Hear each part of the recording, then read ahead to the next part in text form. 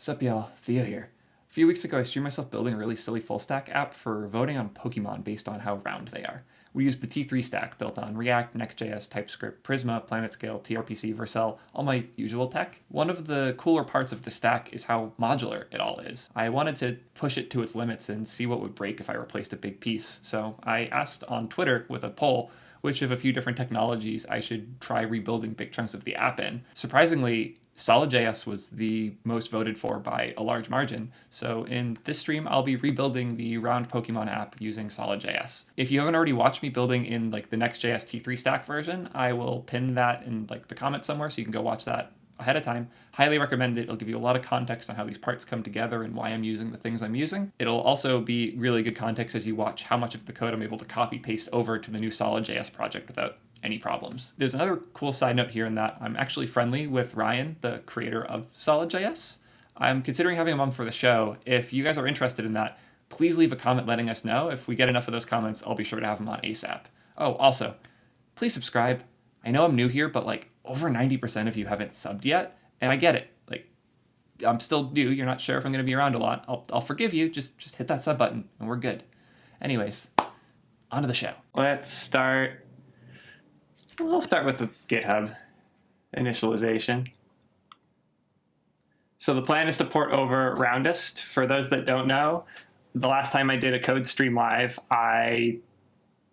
Mike's loud. Okay, I can tidy it or lower it slightly. I don't see why it'd be louder on different scenes, but thank you regardless. Yeah, so Roundest was an app I built for the last stream. It is a full stack React, Next.js, TypeScript, Prisma, PlanetScale, TRPC, my usual T3 stack as I detail on init.tips. If you want more info, you have the other page right here. Pretty much everything listed here other than some of the state management stuff and the auth stuff was used for this project. I think it's a really good basic demo because it forces you to have a server-side randomly selected data set. You have to have mutations and the ability to interact and have that apply changes to that database. And then a page, in this case, the results page, that queries a large set of data and creates a somewhat static result. This is 3 different cases, most of which are API interaction, to be fair, that are interesting things to apply as you're building a server-side, client-side mixed application. And I think it's a good place to experiment with something like Solid.js, which is obviously much more client-focused, to see how much better or worse an experience we can create. I also want to use TRPC still because I don't like building super fancy APIs, and TRPC lets me kind of just write functions and call them. And I'm going to see if I can maintain the TRPC implementation as I move over to Solid.js. I have a couple ideas on how I'm going to do that. I have a reference repo I'll probably be pulling in from as I go. But yeah, without further ado, Solid Mon? I don't know what to call this. I can't call it Solid Roundest still. Yo, audience, people on Discord, what do I name this repo? What's a very solid Pokemon? What's the most solid Pokemon? Y'all can unmute if you have thoughts on one with arms are. Geodude. Yeah, I like that. Yes, Geodude. Geodude. Oh, I know. Democratic Geodude. Because it sounds like a randomly generated name for a service, like one of the ones you click and get random words out. Perfect. It's the best name I've had for a repo in a minute. Cool. So I'm going to go to the Solid.js docs and look at their suggestion for init. I'm actually not going to do this, though, because I just remembered when I was setting up Solid.js with TRPC and Vercel, I ran into a lot of the issues I'd run into before with Vite in Vercel. I actually, on my blog, have a post where I complain a lot about this. I updated saying that this is not as useful anymore, and I was wrong. Half of this is still necessary if you want to use the Vercel API directory. mostly the part that I detail here, where you run like an interim helper. The problem here, and it's so frustratingly stupid, is Vite does magic query params, and they're very, very strict about being able to do those. Do I detail an example in here? I don't. So on Vite, one of the things they'll do is $Vite and dev. If you know anything about query params, you should know those aren't valid query params. Those would have to have a value and an equal. So like Vite equals true and dev equals true. That's valid, but you have to set a value to a query param or it's not a valid query param. Vite really likes the shorthanded Vite and whatever, like just super short, and that isn't valid and isn't parsed correctly by most interpreters and like URI parsers.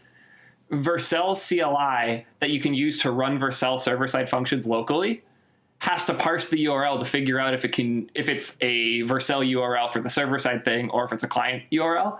And when it finishes parsing, it bundles the URL back together incorrectly because the URL wasn't following the query param spec. So the URL that Vite gets back is no longer formatted the way Vite expects, and I think Vite's expecting like $import, and instead it gets $import equals true, and then Vite dies. And I got in a long argument with Evan Yu, a bunch of Vercel people, making pull requests on both Vite and on the Vercel CLI, trying to get this fixed.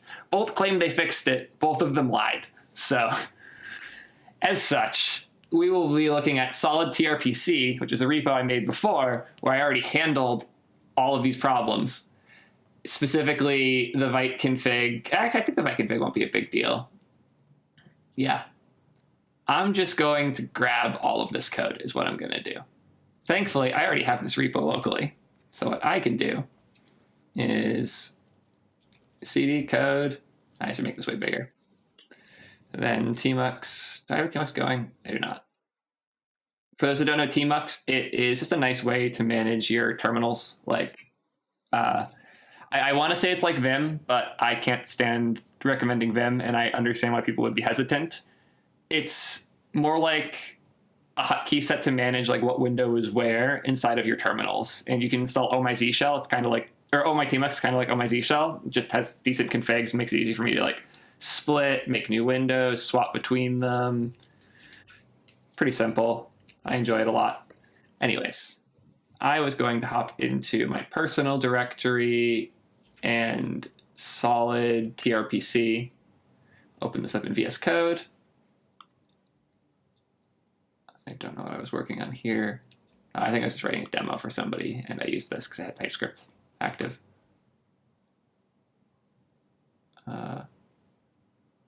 I think I just had this here before. I was trying to get the file back in the original state without using Git because I'm lazy. Don't need this anymore. Cool. So we are going to grab all this and this guy. Copy. Gonna go make a new directory. Make dir demo. I'll just call it geodude locally. Open, paste, git init, npm install, go back to GitHub.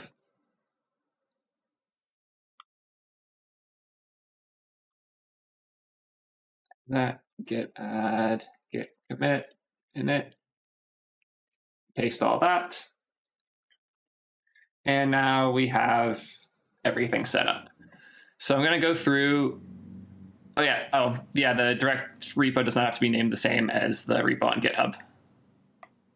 So I'm going to give a quick walkthrough of this repo because I am 100% cheating by using it instead of like going through how all of these parts work. So I'll start in I think the app's probably the best place to start. Also, this is way too small. Here we go. Tell me if it's not readable so I can tell you you're lying, because that's totally readable. So this file is very similar to the original init file in SolidJS. The major change here is I added the component with data example. This uses the create TRPC query helper that I built, which, oh, I just realized this is not going to have the changes that were made by, yeah, I have to actually pull later changes because Alex fixed things for me. I'll get to that in a minute. So I have this guy that uses the create resource under the hood. It takes a query from TRPC. If this is not spelt correctly, it'll type error. And if I don't give it one at all, it'll autocomplete. All of the TRPC magic. The TRPC router I have is super simple and minimal. It's, oh, no, this is the TRPC lib. Also, I don't need that anymore. It's not being used. The backend, I keep it all in API. This is the Vercel magic here. So remember, this is not Next.js. A lot of people associate TRPC and my use of it with Next.js. Technically speaking, TRPC is just a way to manage route or requests on a server. As long as the server is JS compliant, you're probably good. And TRPC, funny enough, the Next adapter for TRPC is fully compliant with Vercel's API directory, even outside of Next. So I was actually able to install the Next TRPC adapter and export the Next API handler in just API TRPC with the syntax that TRPC expects, and have a fully functioning backend in any repo at all. This could be a Python project, and I still stubbed out this TRPC or endpoint correctly, which is really cool that Vercel just lets me do that with almost no config. Actually, this is no config as long as it's on Vercel. The Vercel configuration here is mostly so I can break out of dumb behaviors that exist within the madness I have going on here. I won't go too into detail on this because it's not worth anyone's time, but yeah. So in here, I am calling the TRPC endpoint, and when I run dev, if I npm run dev, and browser, see, oh, will that work? No, it won't, because it's not getting the configuration from the server right now. And this is, again, Vercel handles this kind of poorly, and Vite handles this very poorly too. So I actually have to get this on Vercel. Not because, let's switch over to my personal. And I don't just need to get this on Vercel because I want to deploy it. I need to get this on Vercel because I need the Vercel build stuff to have access to my fake server locally. Yeah, Christian, I saw you unmute. Oh, I was gonna ask if you were just deploying it so you could have the API remotely, because Vite is only compiling your front end stuff, right? It's not compiling your Correct. API folder. But the Vercel CLI can compile the API folder and run that locally, but it then has to run your whole web server too. So what it does is in the Vercel dev server you run locally, it then runs the dev server for Vite. It takes all the requests first and then forwards them to Vite when it's done with them if it concludes it's not a Vercel request. The problem is when it does that analysis, it unfolds the URL and returns the URL that it folds back together after. And it might not fold that in the exact format if your URL isn't following URL formatting rules correctly, which Vites are not because they assume they own the whole stack top to bottom, which is, if you're not picking up the sly undertone here, do not break web standards. Even for your dev tools, you will piss somebody off. And in this case, it's me. Mm-hmm. Okay, and that's the way you were talking about earlier, where it's not the proper query params. Correct. So what I'm doing right now is I'm grabbing the, I wrote a custom Vercel dev helper in the package JSON here that runs Vite with a custom port that gets passed through from Vercel or from the Vercel dev call. So we have to run npm run vdev, and it's going to run Vercel dev local config against that. So I need to override. Oh, that's not the install. This is just build and output. Cool. We can do that first, and then I'll go change the dev command.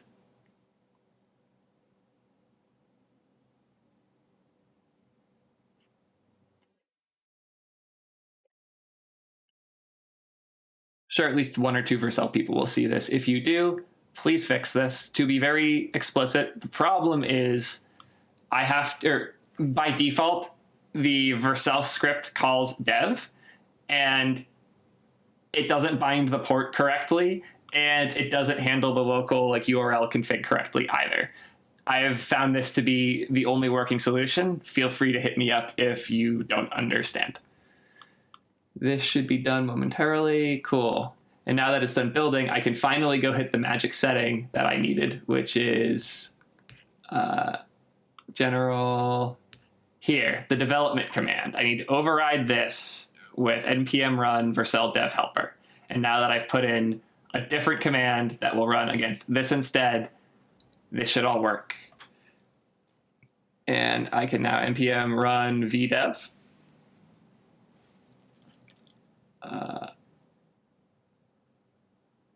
Set up and develop. Pretty sure I have it. Okay. Link to existing. Yep. What's it named on here? Democratic Geodude. Copy.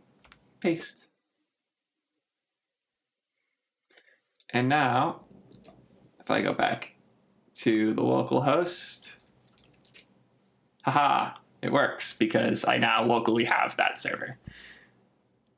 That is a bizarre workaround. Yep. Such is my life. But this is again like the things I was doing because I was so hell-bent on continuing to use Vite and not just cave in favor of Next.js. And then I fell in love with Next.js and stopped doing the workarounds. But if you're willing to do it, you can get a lot of the Next.js like API inline, like type safety and all that fun experience without having to buy into Next.js specifically. This is also what like Nuxt does in order to make the Nuxt experience really good under the hood. Cool. So now that we have this set up locally, I'm going to do the most important thing. Oh, the only thing I did was delete stuff. So git stash. What I'm now going to do is go look at the pull request that Alex filed because I forgot to pull it before I made the changes, and I'm too lazy to do anything other than just read the diff and copy it. Oh, look, it's only 3 lines of code.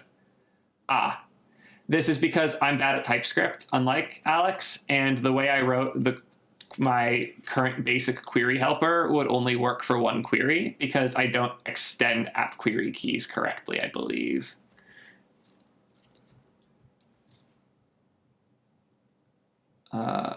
Why?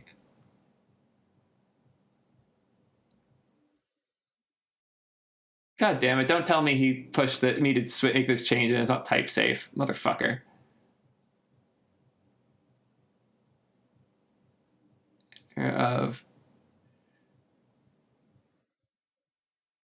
You know what?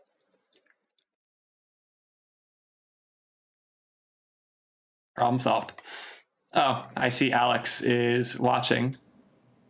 Lol. Oh, I have an easy solution to this problem, actually. Invite.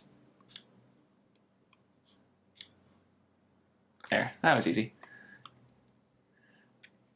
Anyways. I'll try adding more things onto the query just to make sure that change works. I mean, you only put one object in anyways, right? I think I can just drop args here. No? Alex, feel free to hop into voice chat and tell me why I need to, or what I'm doing that's making this not type safe.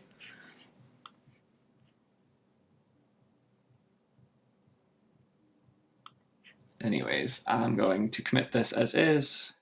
Add match current state of solid TRPC. Now we get to do the fun part of grabbing things over from the other app. Yeah, I'm going to start with that. Oh. Yo, Alex, what's good?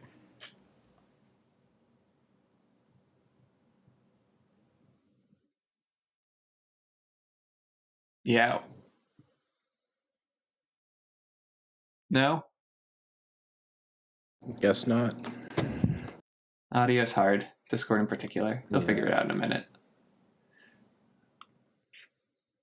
Roundest. Cool. So the easiest thing to do when you want to port your Prisma configuration over from one thing to another is you copy the Prisma directory and you paste it. Really effective strat. I won't need this anymore. Also going to grab the environment variable file, which as you can see is full of very, very secure environment variables that I totally don't want you to be able to steal. Really big deal if you get a hold of that. Yep, I can hear you now, Alex. Yeah, just typecast it as any. Skip that for now. It worked on that PR because I tested it locally, but I don't know what's up. Works for me. It can be hairy sometimes. Any's any. It's fine with me. Back over here, figure out anything weird with Prisma. No. I should get Tailwind set up though, or I'm going to go insane. I'll do Prisma first. That'll be harder. For Prisma, when you copy and paste the folder, don't you have to run a generate command as well? Or are you good? I'm using the same DB, so no. Oh, okay. Yeah, so to be clear, what I'm building right now is an alternative client for the same experience that we had on the current web app with the Next.js TRPC version. I'm just trying to recreate that exact same experience using Solid.js as the front end. And I still want it to be a mono repo, so we'll be like somewhat recreating the client so I can test the experience of deploying like a TRPC Prisma contained endpoint in Vercel rather than depending on Next.js for that deployment. This is also very, very good at highlighting the ship of Theseus philosophy here, because you're just kind of just ripping out Next.js and replacing it with Solid.js, and most of the stuff is not changing. Like it's mostly all the same still. Yep. MPX Prisma. I don't really have to do much here. Yeah, what I'm going to try is connecting over here. So pscale org switch T3 personal, pscale connect roundus mon, or I have to give it a branch. I'm just going to, I shouldn't give it. Yeah, I'll give it a name. Fuck it. I just want to see the data work. And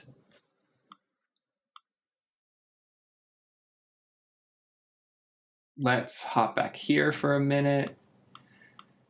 Source, backend, router.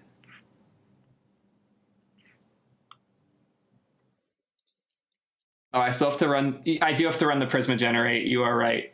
I am silly.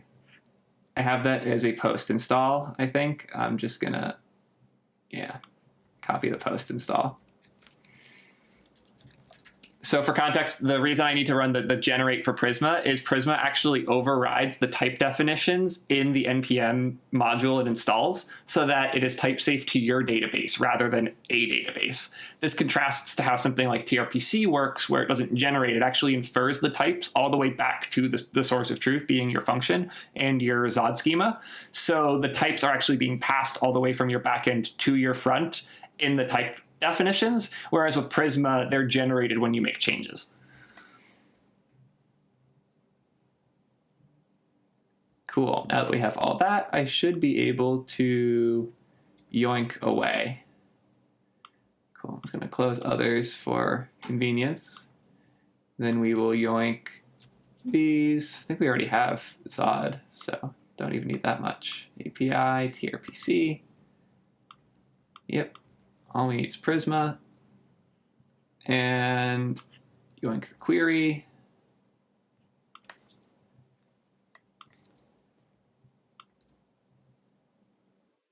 I have to port the get options for vote function. I'm just going to copy paste. Oh, that's a little annoying. Yeah, I'll just remake the util.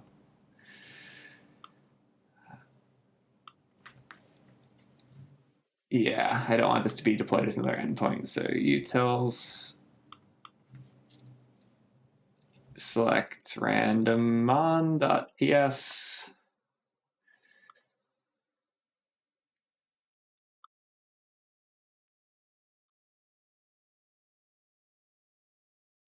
I'm not going to see that because this technically exists outside of the tsconfig. No, tsconfig isn't specific to any given directory, so it shouldn't care. Oh no, I have a different tsconfig for this though. Fuck. Is that gonna break over the barrier? Yeah, it absolutely is. God damn it. Fuck. They make this too hard. So the problem here that is really annoying, if I make another folder or file in this directory, it gets deployed as its own endpoint. If I make it somewhere else, I break the tsconfig JSON from here down. So I am just going to put this in the file for now because I am lazy.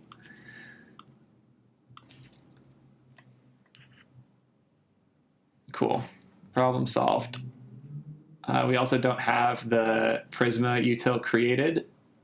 I'm going to be even lazier and do that in line 2.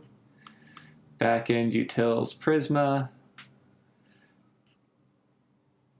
Const Prisma is new Prisma client. Okay, I'll just do that.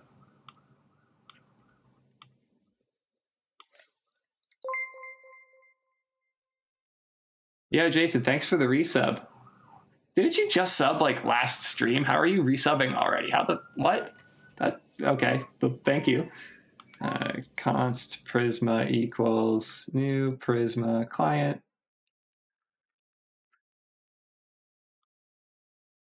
Yeah. Oh, this is the wrong repo. I'm stupid. Cool. And I think that should just work now. Easiest way to test is to change this to get Pokemon pair, no input, data.first.id. Let's see what we get. Aha! See that? That's an ID that it fetched from my database. This might not seem like much, but that means that the full stack port, so to speak, of the entire data layer just worked without too much effort. I can delete this because it's not in use. And if you've learned anything from me, it's the golden rule of if it works, commit. Commit working Prisma port. Cool. So now, if I don't get my Tailwind back quickly, I'm going to go insane because this looks really ugly and I'm not going to fix it unless I have Tailwind. So Tailwind, solid.js. I'm sure somebody has done this recently. Is this going to be like the Vite tutorial or Vite? I need to pronounce it properly. But it's still nice to copy somebody else's. Yeah, I'm just going to call out your lack of Git patch for adding. Yeah, that's because I'm adding a ton of big things. When I copy paste stuff over, I don't patch because it's like new files, but I patch whenever I'm making changes to files. All right. Yeah, I have a very specific, like when I do each. If patch included new files, I would use it for everything, and I'm considering patching patch to include new files. For those who don't know, what's patch? I'll show them quick. Git add -p instead of -a. Has you go through each of your changes individually. So here you can see I added these 3 lines in the package lock.json. I press yes, here's other lines that were added. But as you see with a package JSON, it's very tedious because we're still in the A's for packages right now. Now we're in the C's. So when it's big things like that, I still will get add -a, capital A, but I almost always get add -p on the day-to-day. You'll just see me break that rule a lot when I'm initting a new project.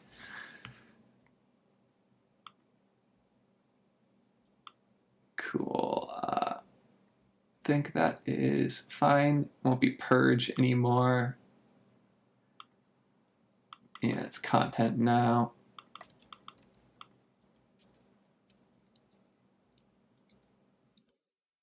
Extend. Tailwind style. Where is my style? Oh, am I in the wrong repo again? God damn it. I need to just close this because it's going to keep fucking with me. Did that right here. Index CSS. Oh, anti-aliasing was in here. That's good. I don't know if I added that or not.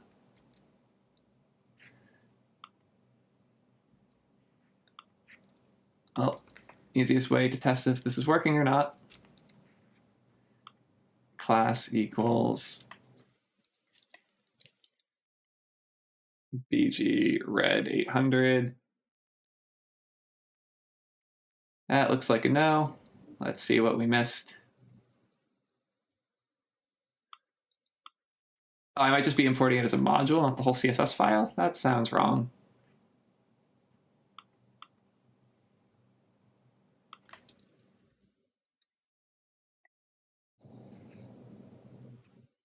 Okay, I am officially mildly confused as to why this isn't working. I'm going to take a look at my other solid.js repo I was working on recently that has this configured fine. Repos.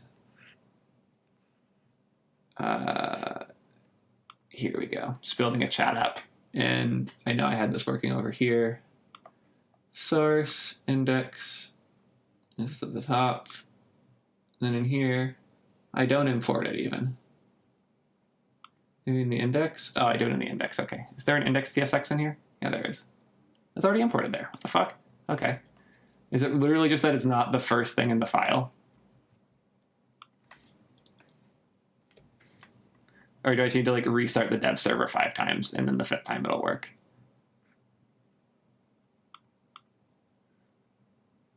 It might be that it's not the first thing in the file because the way that Tailwind, I don't know exactly how it works. I can't use like all the right vocabulary, but like when you have all of your like layers under, like if you do custom layers, you need to import it at the top. So I'm assuming that like Tailwind is doing some sort of processing with CSS. Okay, so this BG. Oh, it might be that I have a different style. Oh, this might have been working the whole time, and this was just being overridden. Yeah, now I'm angry. This is why I hate CSS modules, because they hide something meaningful here. Like styles header, I get no context inside of this file on what the fuck styles.header is. I have to like right click out a definition, realize that's a TypeScript thing and it doesn't even bring me to the fucking CSS thing, go back up to the top of the file, right click out a definition, same thing happens, I sigh, go to the module, and in here finally see what the hell is keeping me from seeing the changes I made. Tell me once again how this is a better experience for developers. Hey Theo, I'm gonna point out, and you're gonna be proud. I might have an entire company. I might have convinced an entire company to move over to Tailwind. Ooh, congrats! Nice. Just for you. I appreciate it. To be clear, other solutions do exist that are good, but the argument of Tailwind is like too verbose and you never can tell what's going on is inversed, in my opinion. Like, I very much feel it's way easier to understand what the hell's going wrong in Tailwind. Like, I can even right-click expect element in the DOM and figure it out just from reading there, usually. And it's so much easier once you have the exact one wrong quality. It's just one class name you have to remove or find or replace. It's a nice experience compared to what I just ran into here. So I'm going to do the important thing of deleting the module. Yeah, they also brought back a lot of the fun features that I liked that they'd gotten rid of, so they could use their JIT compiler, I believe. Mm-hmm. And yeah, they've kind of like, you know, brought back a lot, like bringing the ability to change your Tailwind even in the browser with your tools, with inspect tools. So I'm super happy with Tailwind overall. There's not really something out there I can look at and be like, hey, this has all the things that makes, you know, this CSS utility library super you know, useful and just a better dev experience, and you know, like that utility aspect, and also here's like some really cool I would say tooling underneath the hood as well, like with the JIT compiler. Absolutely agree. So I'm just going to port this over raw, I think. Just copy paste and deal with the consequences of my decision. Move this guy down here and change this to data. And call all of these. So I have to go make the Pokemon listing component. That shouldn't be too hard, actually. Oh, nice. I even have the infer query response here. Oh yeah, I will search and replace the class names. Hush, David. We'll get there. Sorry that your framework isn't hashtag just JavaScript.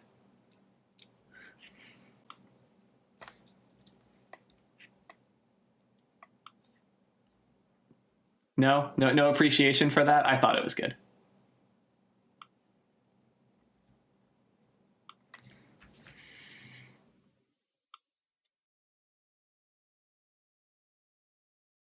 Okay, I don't think keys are necessary anymore.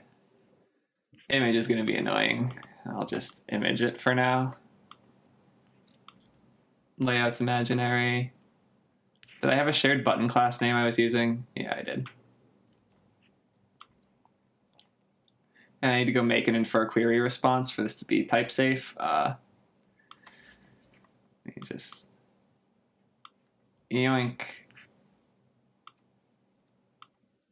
Yoink. For those that don't know, infer query response is a really cool helper that Alex wrote instructions on how to like recreate yourself. You use the infer or procedure output from your gRPC router to grab specific responses by their key.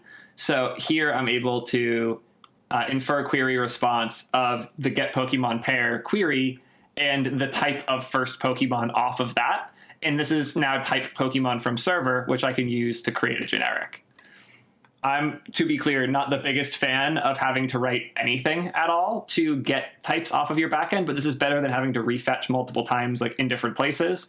And it's still inferred. So if I was to make a change, this will type error. So right now this expects name. If I go to TRPC and I change, wrong TRPC. If I go to the API and I change the key this returns, okay, both Pokemon, this is coming from DB, but if I was to misspell second Pokemon and change it to something else, and I go back to my component, I'm just going to close everything to make this easier to manage, you'll see I'm getting a type error now because data returns, okay, object is possibly undefined. Okay, that shouldn't be the case. I'll have to bind that. I don't know if Ryan is here, but it's time to start actually learning Solid momentarily. Oh, they have like the show component for this. Yeah, they have a whole thing for this. Yeah. So Brady in the Twitch chat here has brought up the component type instead of the React.fc type, which also gives you the children and the props. Yeah. We will get there. So what I'm doing right now is just asserting that these exist because it's easier.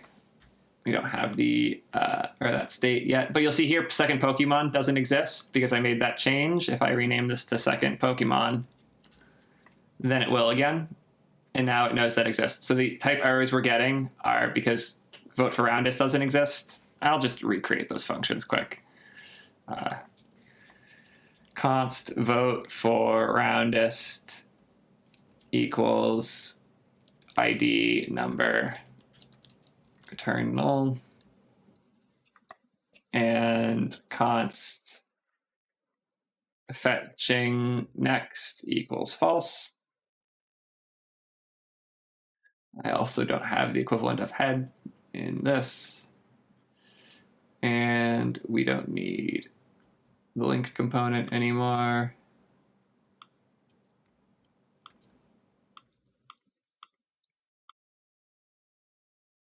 Let's see how it looks. Not bad. For a very raw, quick port. It's round, not roundest. Yeah, I mean, that was pretty quick and dirty. Just like slam code into the file and just deleted a bunch of stuff. Yeah. Seems pretty damn close to identical. Wait, you're fully done? No, I haven't done the Oh, wow, actual. yeah, you are. The UI wise, I'm done, but I haven't built the other pages yet. So that's always going to redirect to the home. And I haven't actually made the buttons do anything yet. So I haven't built the mutation layer. But UI wise, this is very, very close. And yeah, and it's still fetching the data from the server using the same process. The loading state is jank because I haven't built one yet. But we are good ways away or along the way here. I honestly expected to be so I was far more skeptical coming into this. I knew Solid.js was solid, but this is I'm surprised.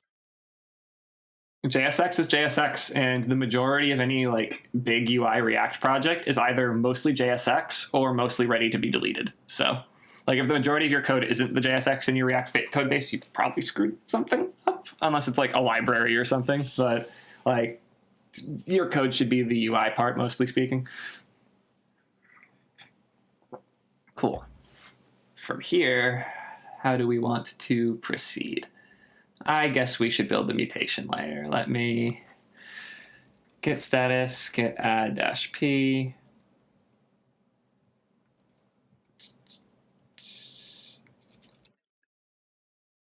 And get commit, add tailwind, and rip markup from roundest. Cool. So I'm trying to decide if I want to just like clean up the states first. First, let's get the refresh when you click a button, because that I don't have to build a whole new thing for. Shouldn't be too hard. We're going to go to the create TRPC query.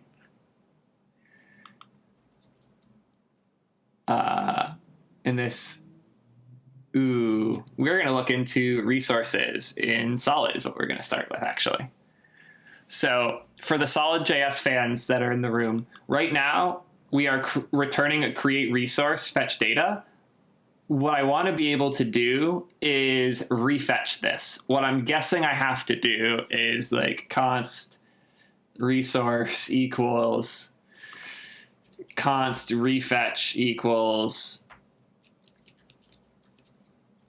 resource one or fetch data dot then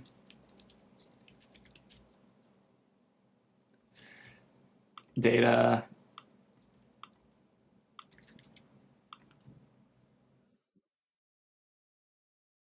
resource one isn't okay. Let's look at the create resource. Wait, is this not returning an array? I thought it returned an array.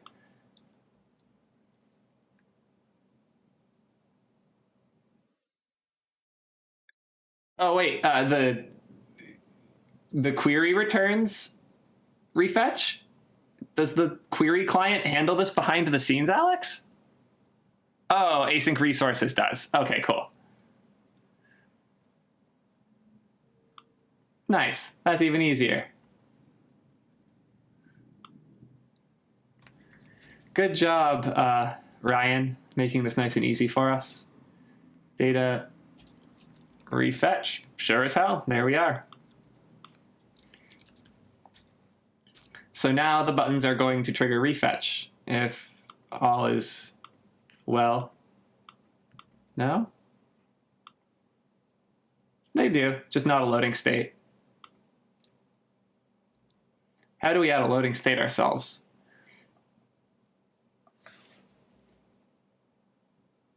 Alex looks so much nicer than Hooks TBH. Yeah, the Solid resources are really good. They made phenomenal primitives. It's one of the reasons I'm here, honestly. It's a big fan of strong primitive design. Yeah, create resource. Oh, it does have a loading state. God damn it.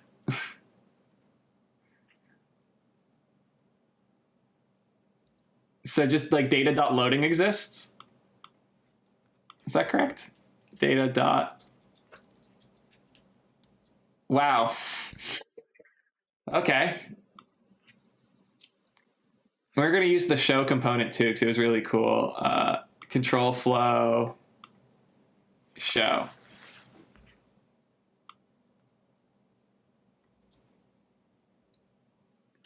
I'll find you a cat in a minute, Dax. I'm currently trying to find some bugs.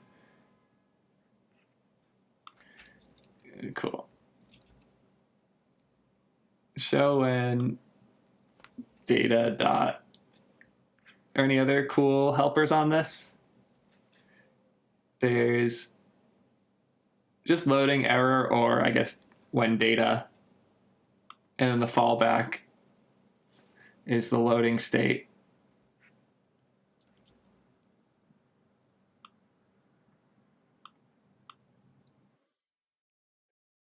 Kill that, yoink this, paste that, yoink this, import it.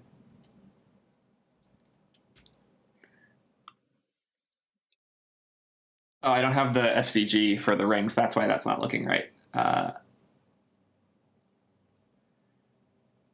Is there the equivalent of a public directory? Of course there's a public directory. It's just fight.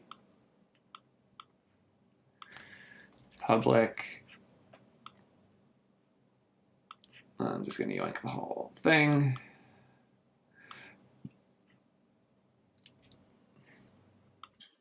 There we go. Does it? Okay, so refetch the. Come on. I will get it right someday. They changed it on me. Cool. So I'm going to show when not data loading and see if that. Okay, cool. There we go. That's the behavior I was looking for. Don't just show when there's data. Hide when there's new data on the way. Cool. Now we're talking. So to be clear, what I did here different, instead of showing when data, I'm showing when data isn't loading. My one complaint here is like data's not loading and I know data exists. So what I would like to do is when data.loading and data, but also have this bound so I don't have to escape out here, because technically I'm calling the function again. This next time I call it, it may no longer exist. I'm curious to the Solid.js people in the room, is there a way to almost like, I guess what I'm thinking of is almost like a hawk, where this gets called with the guaranteed to exist now, which takes like the type from when and gives me this value, and then I can return JSX in here that allows me to type safely access this value. Does this follow?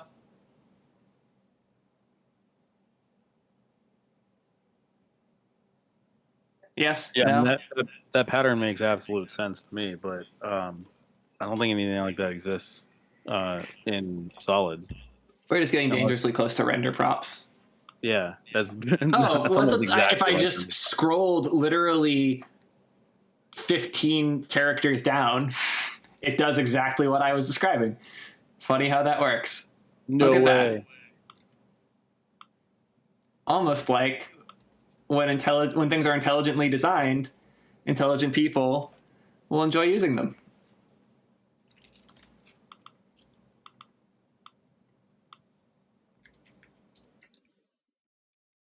There we go. And now we only have to call that resolver function once too. That's amazing. I'm becoming more and more of a fan of Solid.js right now. Yeah, it's a really it's funny enough by the name, of course. It is a very solid framework, especially for us React converts. It is a performant way to simplify the logic for simpler applications. Like, would I jump on this quickly to rebuild like my company's applications? No. But for quick things like this, it seems like a really compelling option. So, as per usual, we made changes that work. I also can get rid of that forever now. Make sure that that style file is gone. This might be the one thing that pushes me over to build a blog website or something. I would still use Astro for that just because it's so easy for blogs. But you can use Solid plus Astro. They go together really well. Ooh.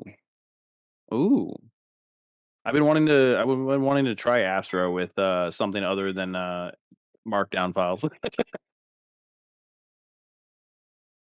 Add refetching.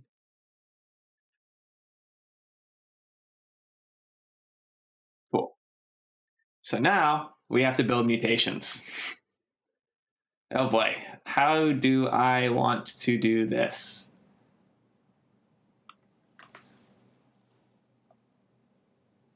I'm trying to decide on multiple levels how I want to do this, both in the ergonomically, how do I want this to work? And depth-wise, how far do I want to go? Because the harsh reality is I don't have to do very much to have the core of what I want here. I just need the ability to fire the mutation. I don't even care about the data it returns right now, but that will not always be the case for everybody. So I should be somewhat cautious of how I build in that case. But at the same time, I'm just going to do it the lazy way. Cool. Also, I see people asking who the roundest Pokemon is. That's why I built this app. The answer is not Voltorb. He has eyebrows, especially the new Voltorb, actually. Galarian Voltorb. Important intermission. Look at those eyebrows. He's a very good boy, but he's not that round anymore. Look at those eyebrows. It's not round. If you threw him in a basketball hoop, you get caught. Doesn't count anymore. Anyways. I keep leaving this in here. So, important first thing to do whenever you're doing something hard that is similar to something somebody else did, cheat off their homework. I've been reading the source code for the React package for TRPC quite a bit. And you can just Command F to the thing you want to replicate. And It's you mainly like as generics. Yeah. You have to understand, Alex, most of us lay people don't actually write a lot of TypeScript. We use a lot of TypeScript. It's people like you that write it. We just consume it. That's how I learn to write it myself too. Okay. Looks like I only need a little bit of this. Getting you into the whole thing to start, though.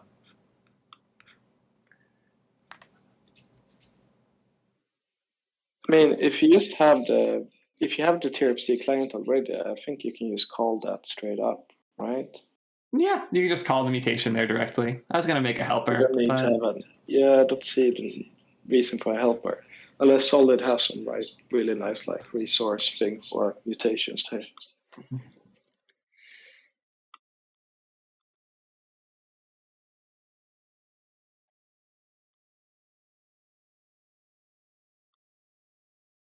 And we can...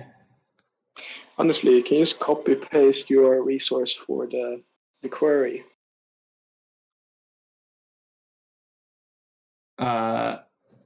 Like this for the mutation?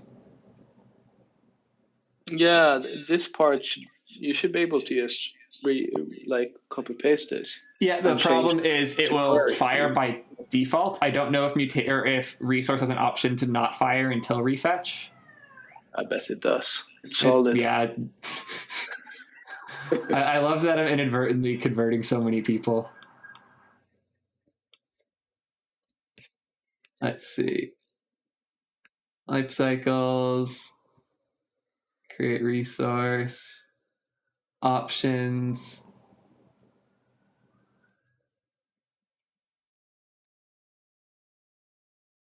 Fetcher, sorry. Fetcher is not.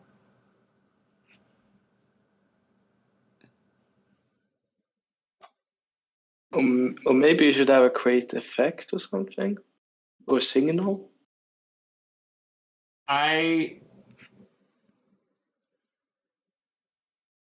It's sad that it looks like this won't do what we're looking for. My gut feels immediately I almost want to do a combination of the resource and the signal where I, by default, don't have the function, and the first time it's called, it sets it and then reinitializes the resource, but that feels way too heavy. I just wish there was, maybe if I pass it an initial value, it won't fetch. Yep, solid people. Oh, peace, Jacob. Good having you. But yeah, David, if you're here, is it possible to have create resource not fetch until you call refetch? And if not, is there a preferred method to create that workflow myself?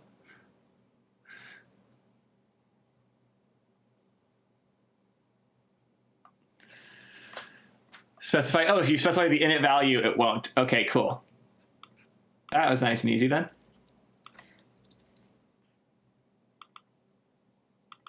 create TRPC mutation,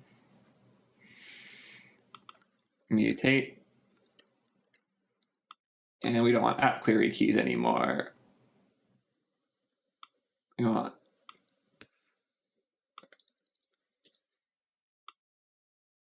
mutations, mutation keys, mutations.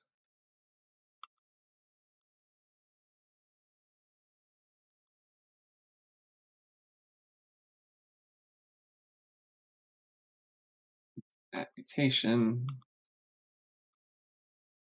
And this needs init or initial values. Null. Cool.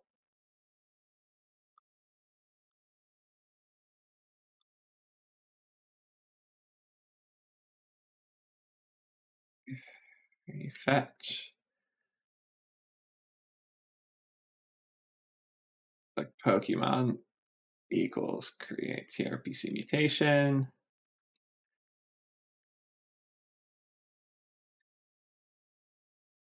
Wow, is it not going to autocomplete? I have it in the API, right? Oh, I didn't rip over the mutation yet. Well, that would explain it. This is what I love about TRPC for the audience, by the way. One of the coolest things about it is when something doesn't work, like when an autocomplete's not firing or something's not doing what you expect, every single time the answer is something you're doing wrong, and it's almost always something incredibly simple. There's so little surface area that the places where your mistake can exist, even if you're recreating the library yourself, is just very low. See, all I had to do was move that over, and now there we are, cast vote. And it's still type erroring because it needs the arguments. Oh, interesting. So the arguments get passed through there, not through the refetch. Can we... Yeah, I think we don't want this here. We want this here.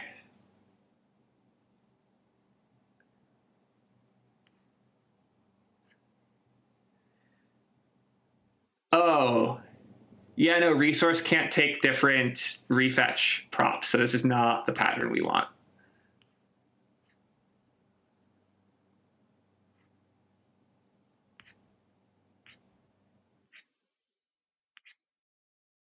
Yeah, cool. We're going to just do this the easy way.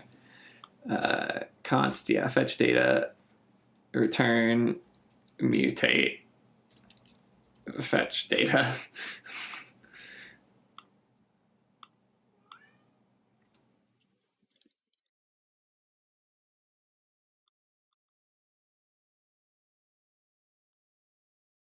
This needs voted for is ID against.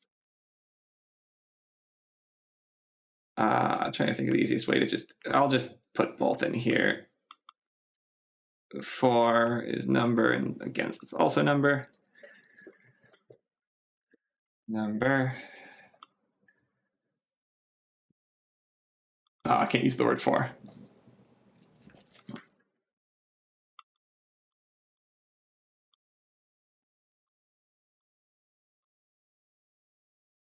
Cool.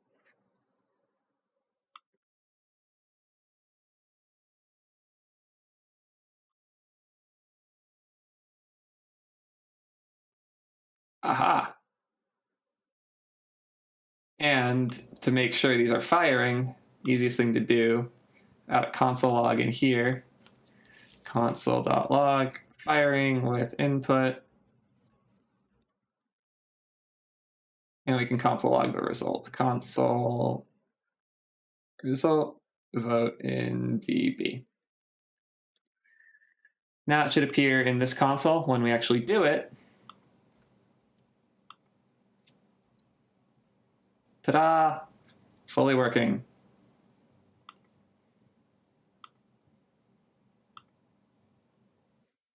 We did it, Reddit.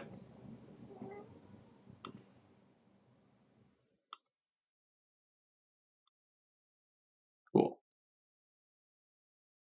I'm going to take a 5-minute break to go let my cat in quick. Will probably not even be 5 minutes. I'll bring the cat back at the end of the break because I know I owe y'all a cat. Let me just commit this change quick. So make sure I don't have all those extra imports in here anymore. Oh, looks like I already got rid of them. Cool. So clean this up a tiny bit. Oh, looks good to me. Git add -p.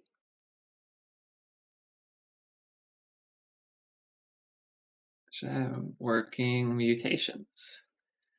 Cool. When I get back, I'm going to try and come up with a clever solution for the page with all of the results. Right now, I don't have that at all, but otherwise we're done. We did all of the hard parts user experience wise. Now I have to come up with a clever solution to make that page at least semi-cached, because requesting all of those rows every time somebody goes to the page is not realistic. So yeah, to be clear, just for the uninitiated and anybody who might not have been around for the original stream when I did the Pokemon app, there is a page here, the results page, where I get static props, which in Next.js builds this at build time and generates these properties ahead. But in this case, I revalidate it every minute, because it's every 60 seconds, this page gets stale, and then the next person to request it will generate a new version. But if you request within those 60 seconds, you get the cached version. So if I wanted to make my DB take less hits when people go to the page, I could bump this to every 6 minutes, or even bigger numbers. I want to take days instead. So I could say 60 times 60 times 24, and now it will regenerate every day. Now it will regenerate every week. And the ability to do that just by programming a revalidate value here is very powerful, because now my database, even though I'm doing this huge query that goes across thousands upon thousands of rows, only has to do it at most once per minute. We don't have that luxury anymore because we don't have a server generating our HTML anymore. So I have to decide how I want to handle this. My options are not great. The first obvious one is I need to cache this somewhere. My options are, do I cache the HTML, or do I cache the JSON, or do I cache the data structure that's being returned from or from Prisma, or do I cache something on the SQL planet scale layer? I like getting as close to the user as possible with these things, so my data doesn't have to go through transformations or have weird stale locations. And I do really like how you're able to handle things just right here with a key. And to David's comment, yes, this is effectively throttle for your fetch, where everybody gets the old result. It's super powerful for pages that might suddenly get huge traffic spikes and such, where the data recency isn't particularly a value. It's a lifesaver for stuff like this. And I don't know how I'm going to do the equivalent here. Dave, cool. I'm sorry, I worked with somebody named David for a while, so I expected that. My bad. My cat is going crazy. I will hope he calms down. Anyways, I will start with the docs. Do I go Solid docs? What's the state of Solid's current server-side rendering stuff? Is it just I'm using Vite's server-side rendering, or does Solid provide its own stuff at all yet? Solid, JS, SSR. So I can close a bunch of these.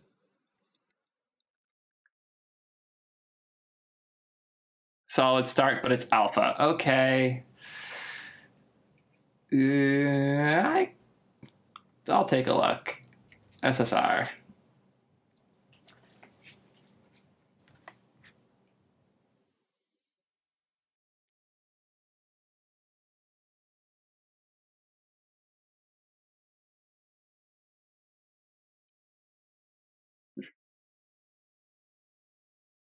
Okay, I have a different plan now. I have no idea if this is going to work or not. Vercel, cache, JSON, Next.js page directory or page JSON. See if I can. Aha.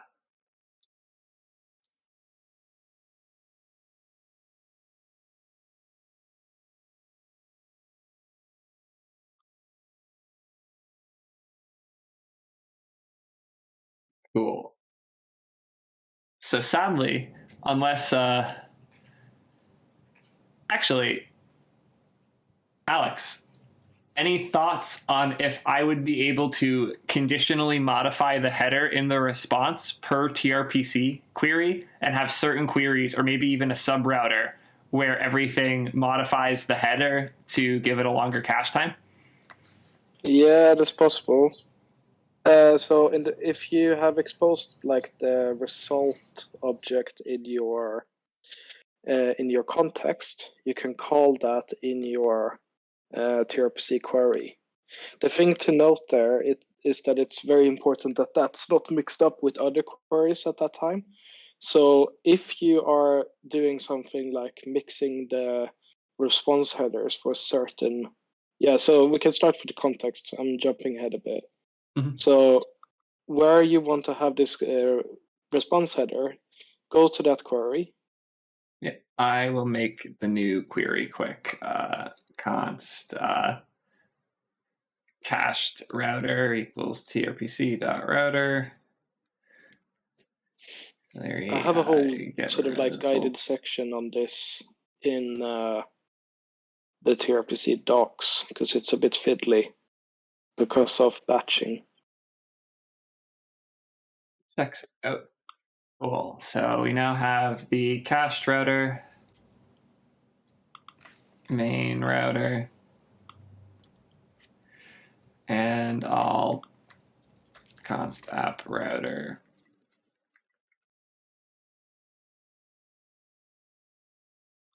trpc.router.merge, cached router.merge, main router. Cool. Got all the routers merged up. I have the one that I want to cache here. Need to add a context, you said? Yeah, sorry, I always had one No worries. window up. So yeah, you have to use the context object in your resolve function. So in the resolve function. Yeah. So Do I there have to is a add things section to it about myself, route or? in here. Yeah, the context. See if that already contains the rec. Okay, no. Where did you create? Oh, yeah. So you started the TRPC router from scratch. Yeah. You don't have like that create router helper and the Nope. dynamic create This is super context minimal. stuff. Yeah. So you sort of want that stuff. Yep. I was thinking I could just add one from the example. Is there a context in this example? There is not. Do you have a create context function at all? Yeah, on the endpoint resolver here, it just returns null. Should I return something from this? Yeah. So you want to call that create context function is called with the request and the response from Next.js API handlers. And then you can make sure that those are propagated into the context, and then that context is available in all of the resolvers. But this is where you have type.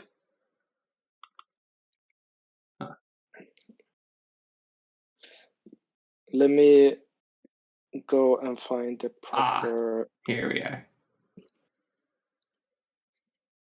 You can probably go to the sort of like usage with Next.js and find I can just the things you want there. I can just return ops here, right? I think that's fine. So I have another window up to try No to worries. find the docs at the same time. Cool. Yeah, I had just here return the whole thing.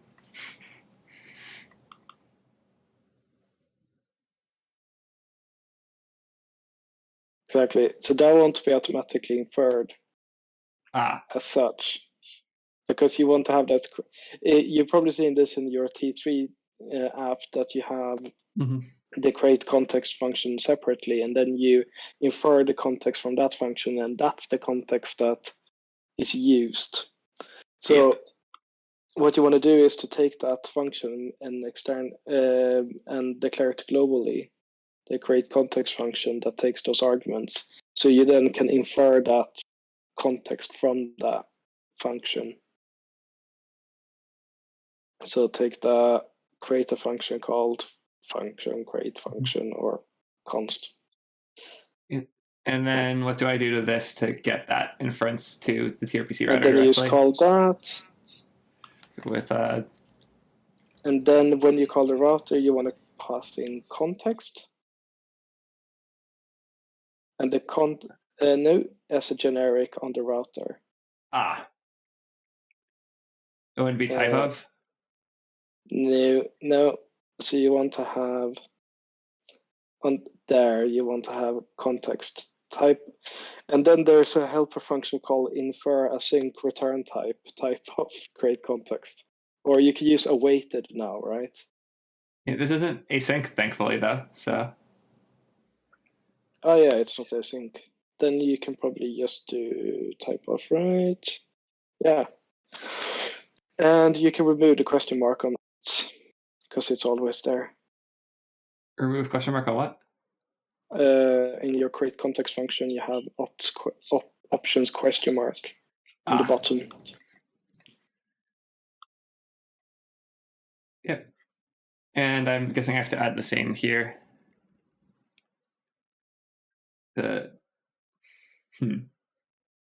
And yeah, and then you want to have that there too. In the create next API handler? In the handler, just type constant as any, like the create context colon create context as any. Works for me. It's complaining that something doesn't have the exact same context as, but it should be right. So where are my new values? .rec should be. Nope. Okay, you're using type of create context. You should do you should do return type of create context. I'm gonna find an example. Is there an easy to access example in the docs that I can reference? Let me see. Yeah. In request context. Shocking. In trpc.io docs, the server create request context. Router context. Oh, and for async return type. Yeah. So that helper exists in the trpc server library. And then you just want to declare the type context. I've written that exact inference helper so many times. Prisma and TypeScript both provide their, or not TypeScript, Prisma and Next also provide their own, and I trust neither. You trust mine though, right? Hasn't burned me yet.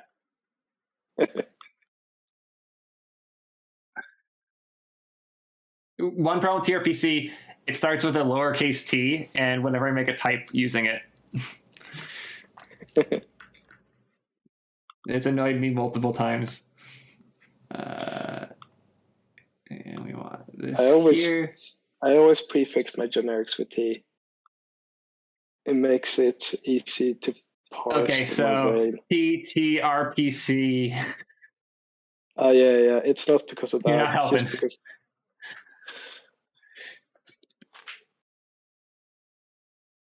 Right head. Yay! Yeah, set headers. Can do whatever. Cool. Let's set those headers. Vault. Okay, static. Lambdas in order. Okay, response. We need to Cool. As I'm saying this, you had to do this all along, but there's even a better way to do this. If you look at the caching section Yep. in the TRPC.io docs, I there is something had a called feeling that's where you were request. going to lead me. So if you scroll down a bit, that's app caching. That's not relevant for what we're doing right API now. response caching. Yep. But yeah, API response caching is what you want. And in that, there's a request response meta function that is called at the end after all of the resolvers has been called. There's a response meta function, and you get some information about all of the procedures that's been called in that request. And there you can make sure that this was the only thing that was called.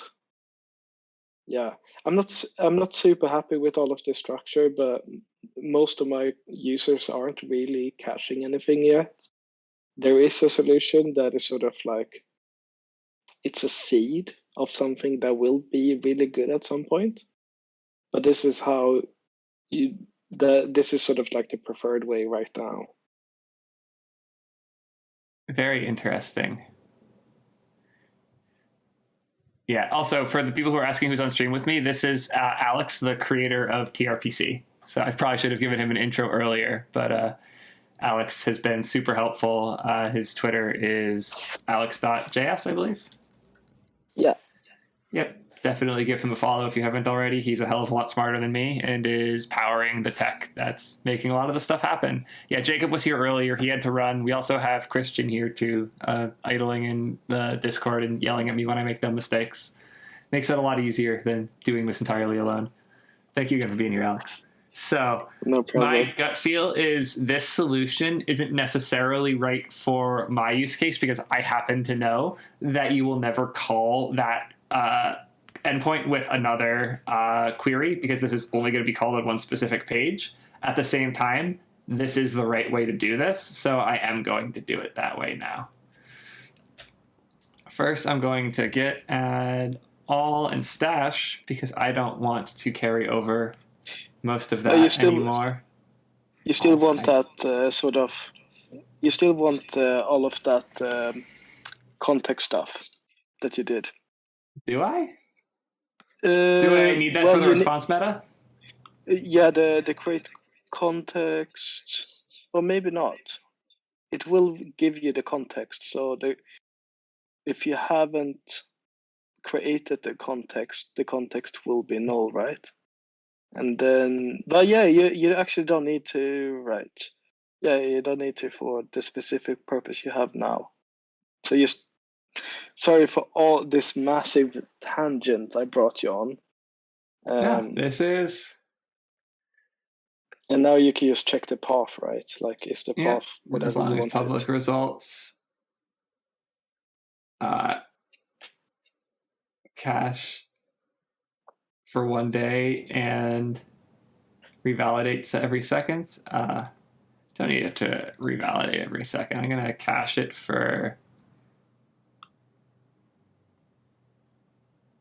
I'll cache it for 5 minutes and 5 minutes and check every min. Cool. That should just do it then. So now I have to create a router for the pages. You still around, Dave? Any preference for router use in Solid? I'm already missing router. A Solid JS router. Solid app router, this is what people use. Cool. Git status. I'm going to add this all in now just so I don't have to have a separate commit. Add results endpoint with caching. And I can just npm I solid app router.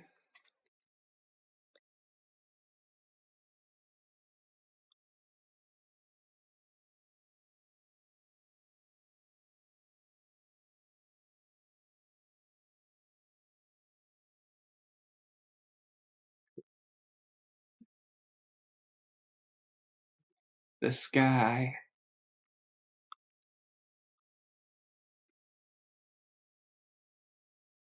Nicidra, isomorphic. A lot of solid effort into it. Good stuff. I've done my time with some bad routers, so always excited to see a decent one being made. I have to bring back my link components. That's fine. Done worse for less. Routes, cool. And here, I should probably start breaking things up. I will do vote page.tsx and results page.tsx. I'm going to yoink most of this guy and throw it into the vote page. I won't need this anymore. I won't need this anymore. Const vote page.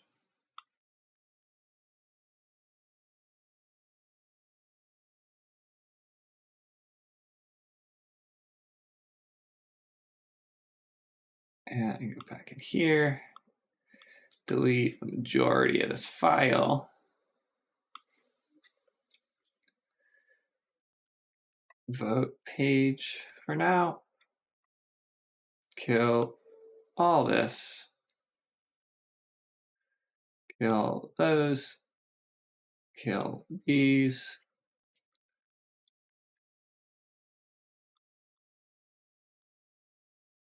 Nice and simple. Get status, get add, get commit, add router, start simplifying.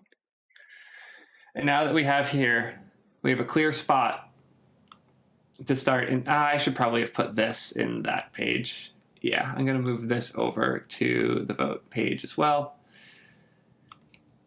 Even though now I have to care about the layout more. I put that in the wrong spot. There we go. Nice and clean. Git add a, git commit, git push, force. Right. So, router time. I will yoink this example and work backwards from there. Also see some lazy loading. Lazy's coming from solid as well. I'm just going to import a chunk of that. I don't think we're going to need render. Not going to need router anymore. Link we'll need. I'll start with that.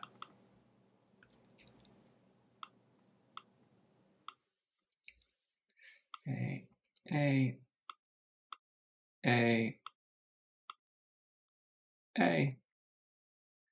Nice. And I want to move that. I'm guessing it wants a default export. So we're going to define that not as an export. And then export default vote page. Export default vote page. Oh, do I not have prettier setup? Is that why I'm so pissed off all the time right now? That's absolutely the problem. I need to deal with that in a minute. But that explains so much.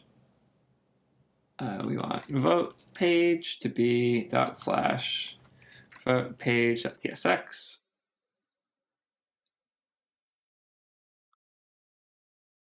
Does this even need to be .tsx? /. Aha. And I can do the same for the results page. Results page is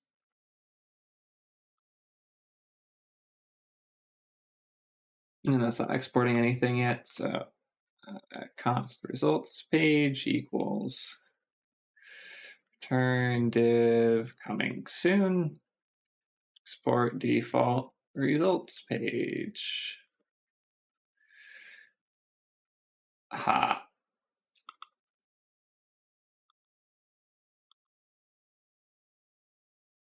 And we want that to be the main. I'll make results above as result page. And I'll do a not found later.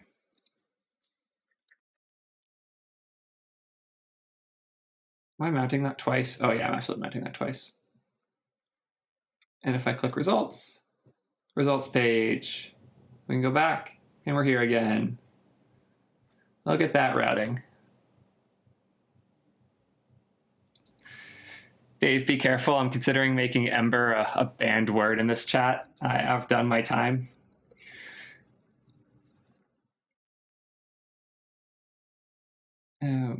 Actual routing.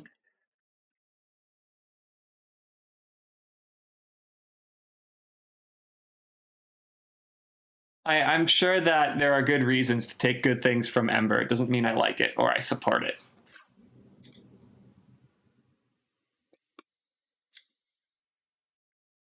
Cool. I want to check out the Vercel deployment quick to see if, yeah, that's what I thought was going to happen. We have to do the generic redirect. That's easy enough.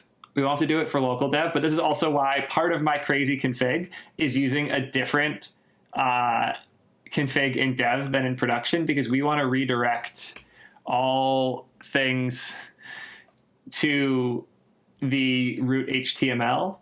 I'm trying to remember. Oh, I know what project has this. This is the project that keeps on giving.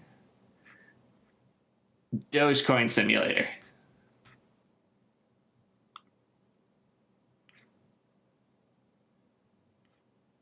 Oh, wait, no. Did I not have to configure this for that? Yeah, I didn't, because it's only one page. Fuck.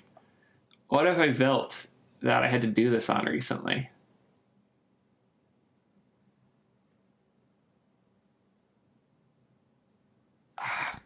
SPA Vercel config.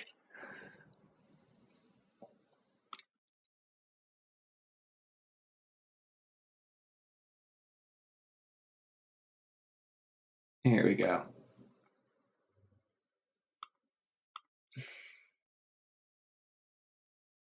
Okay, so let's get add.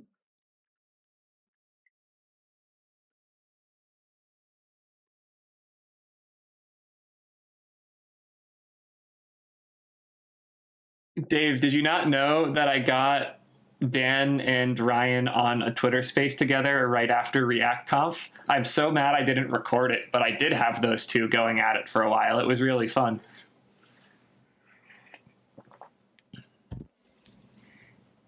I will also say that Dan doesn't seem like he really wants to be a representative of the React community anymore. But yeah, I don't know if he would be the right person to have do that in terms of like React versus Svelte or Solid.js or React versus Svelte. I don't want to put him in that position because he's just not kept up or really trying to do those types of things. I think there's other people at the company that'll be good for that, especially with like Sebastian leaving and going to Vercel. I think having him involved in these types of conversations is going to be really fun. Cool. Let's see if that. Cool, that did it. That's not going to break the router, is it? Fuck, that might break the router. Oh, no, I just don't have any of that configured in the Vercel config. Yeah. I'm going to hide my screen momentarily so that I can very quickly copy over all of the environment variables. I need to redeploy this now. I'll just go hit the redeploy button.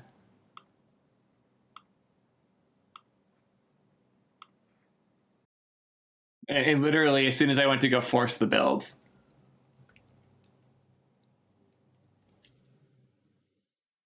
No? Oh, I know what's happening. It's returning the HTML.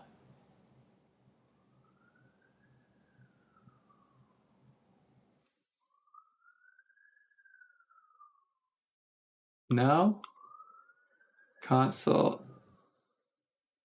Let me see the network response.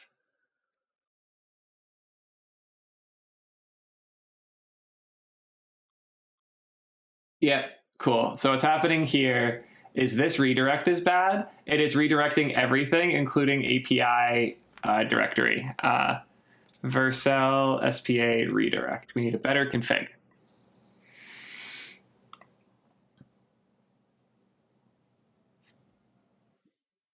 Cool. I have to use a negative look ahead regex. Good thing I Google searched it. Don't want that anymore. Git status, git add -p, git commit. Only rewrite if not API directory. Thanks for stopping by, Alex. Really appreciate it. Also, Bryn, if you're going to talk shit, do it in Vox.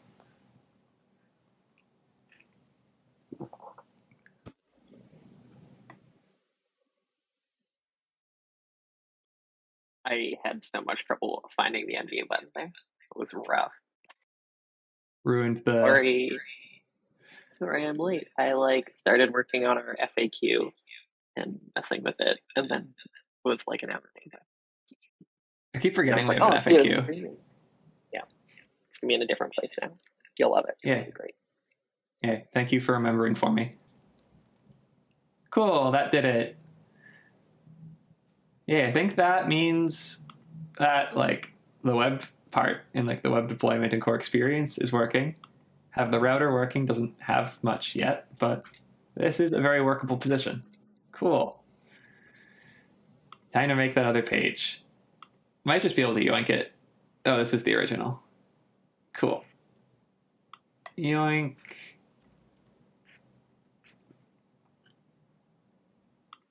Yoink. I believe that was mentioned that there's a component in solid import type component from solid.js. And I can do that. There, okay, type. Oh, I need to do another inferred type.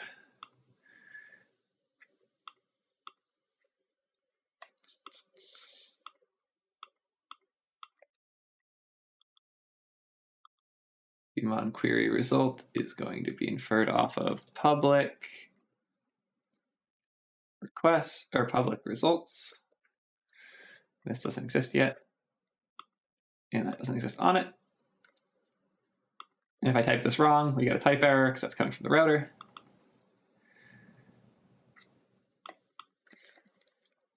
Image, no more layout. And I need to copy over the generate % function too.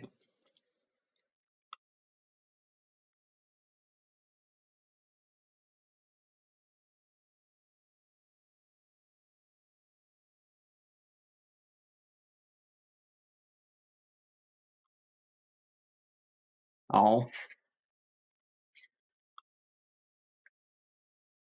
Undefined. Oh, because the results page expects that to come in here. Yeah, I have to add a loading state. Also, I can close this. I'm done with it. Yeah, this guy doesn't have props yet. We can't assume those things. We have to const.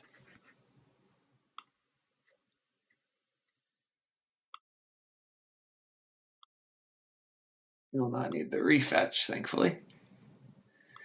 Create TRPC query.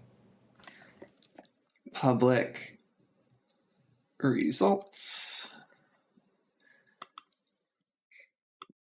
We'll do the same wrapper with the show.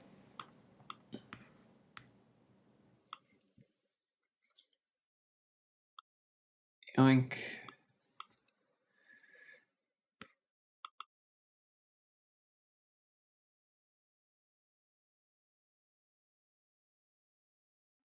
And then this returns. Oh, it's already doing that.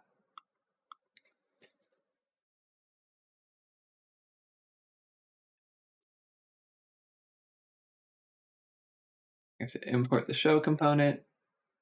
Nice. Oh, that already exists. His name is Pokemon. Kill props. And I don't need a key anymore.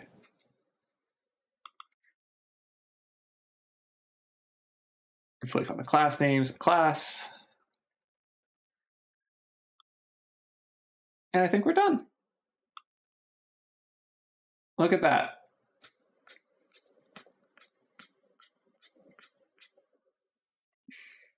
Oh, new answers. Okay. This is different from the results previously. People have been playing this a lot, huh? Garchomp climbed. Garchomp was the bottom forever. Well, yeah, you're right. This should be a 4.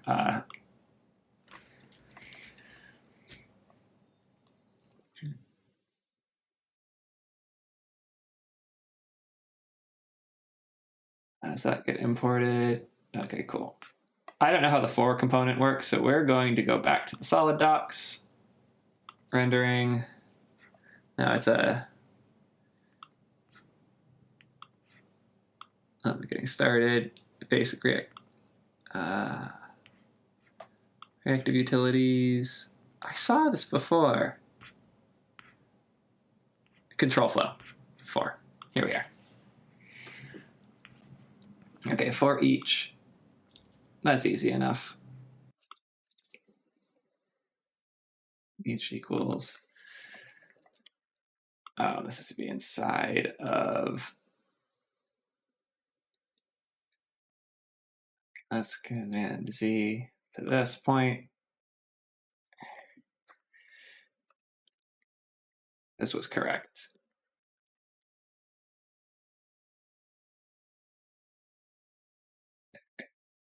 Current mon. Oh, wait, no. I do the sort first. So I will move this here.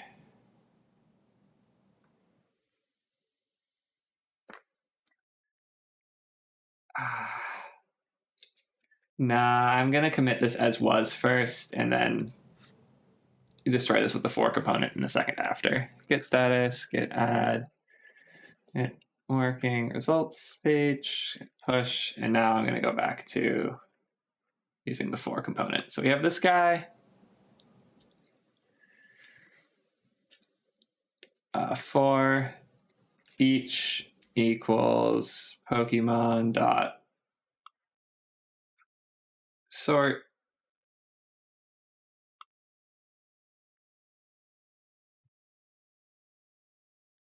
current mon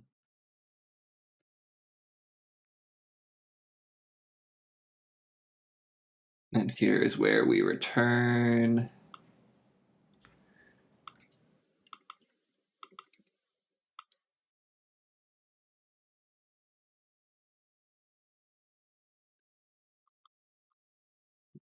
we import that. There you go.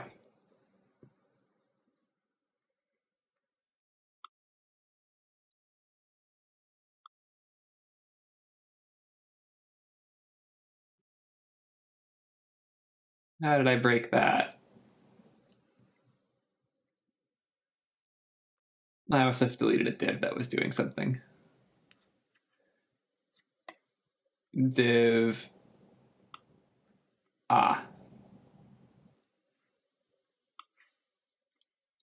Yeah. Let me restore temporarily. No. Let's want this div back. They make it easier for me to take it. Div. Oh, that can't be there. Fuck. Class equals. Map the 4. There we go. Ta-da! Get status, get add.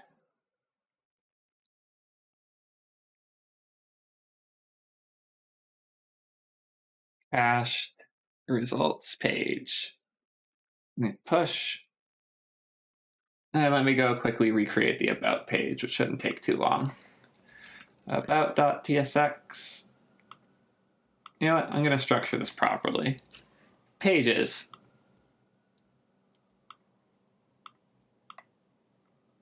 Move. Rename. Results. Rename. Vote. Go here. Pages/vote.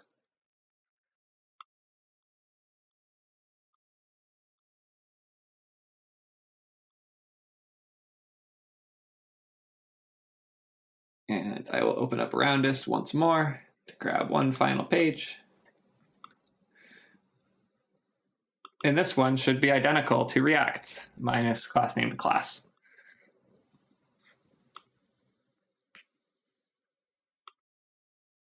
And in here,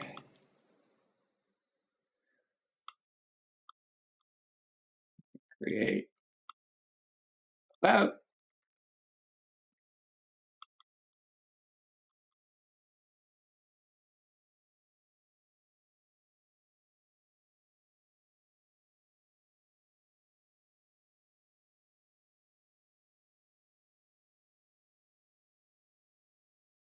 There we go.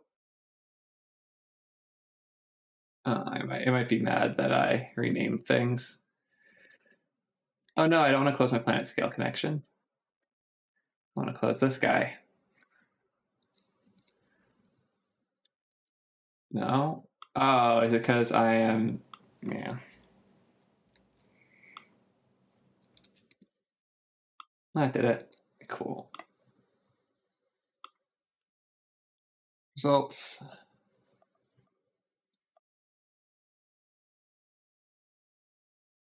And about.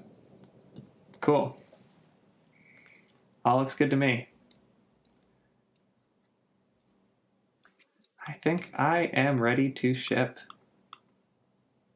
Cool. Get. I should go kill those console logs. We don't need those anymore.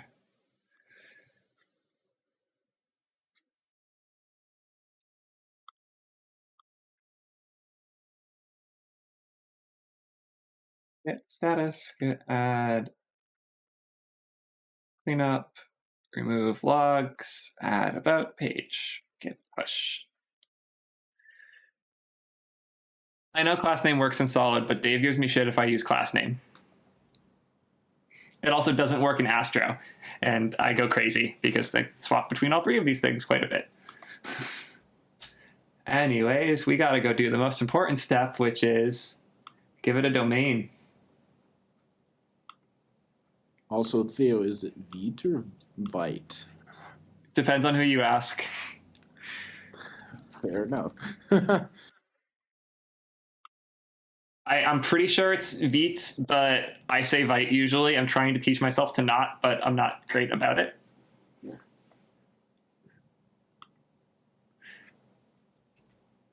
People saying it doesn't depend. There's a right answer. Yeah, there is, but there also isn't. There we go. All done.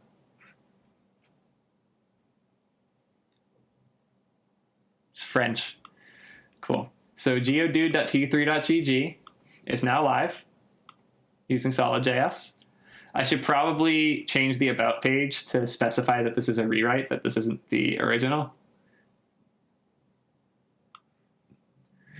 This is a remake of a href equals rat GPS Roundest.t3.gg.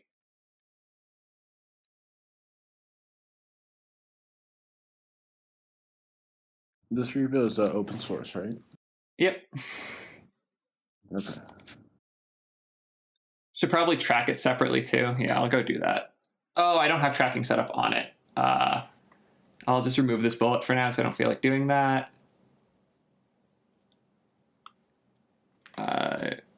Democratic Geodude.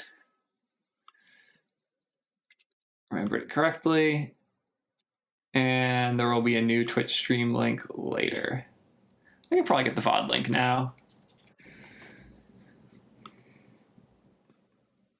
Let's see.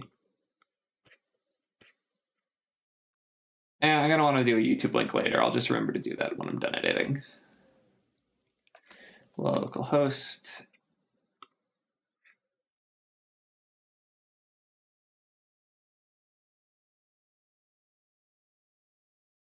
Jazz.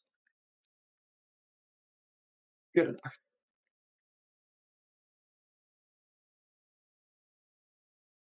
Yeah, Deno was originally Deno, and then he changed it. If you watch the original presentation, he calls it Deno. Git commit. Make about page more accurate. Git push. Cool. Yeah, the original announcement for Deno was pronounced Deno, and then retroactively became Dino. I remember he had reasons, but I don't remember if they were good.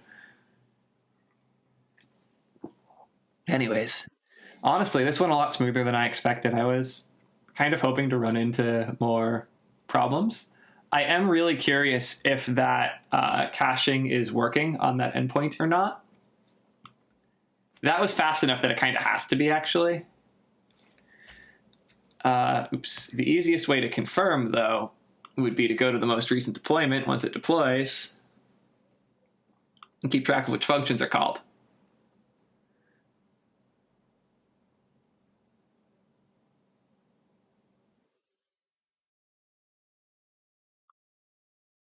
Okay, get Pokemon pair is still being called, it looks like. Results is not. Okay, it called once. If I go here, that gets called. That gets called again. That gets called again. And if I go to results, it's not. Wow, that actually works. That's super cool.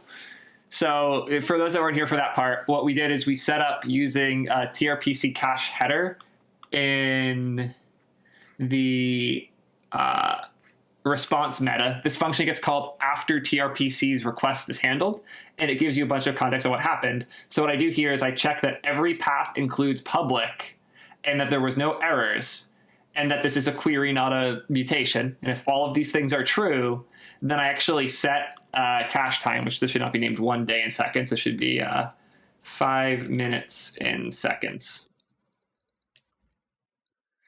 Git status, git add p, commit, name things correctly.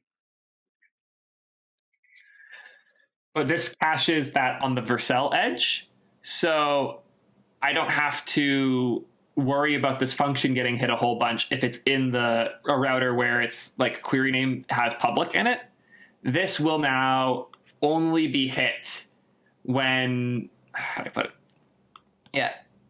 This request will only be hit if nobody's requested it in the last 5 minutes. And if somebody has, they'll get the cached JSON response instead of a like full response that requires this Prisma function to fire, which is good because this has to read thousands of lines every time it fires. So rather than every single user having to wait for that to fire, one user does and the rest get a cached version. And I don't have to worry about my DB getting screwed because this database has been taking a beating.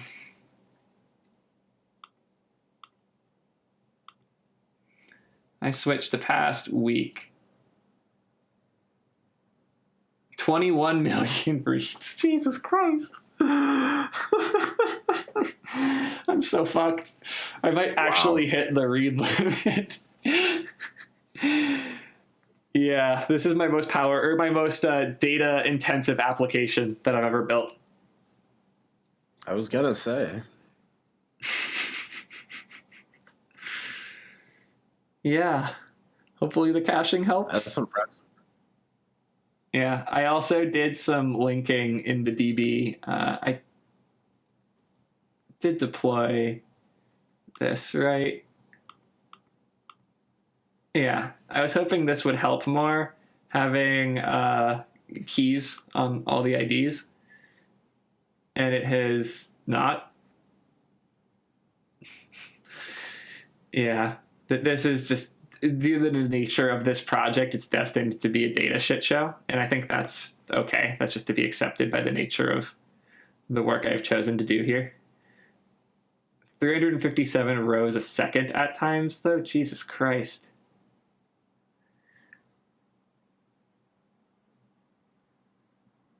For the first 2 times, every time you reload the page. Interesting. Let's see if that's a bug we can debug.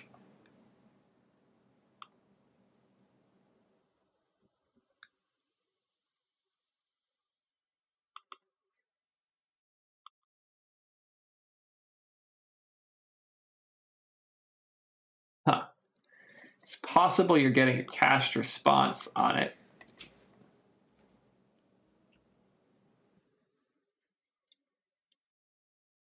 I'm not able to reproduce. That might just be random chance being weird. So you have to remember,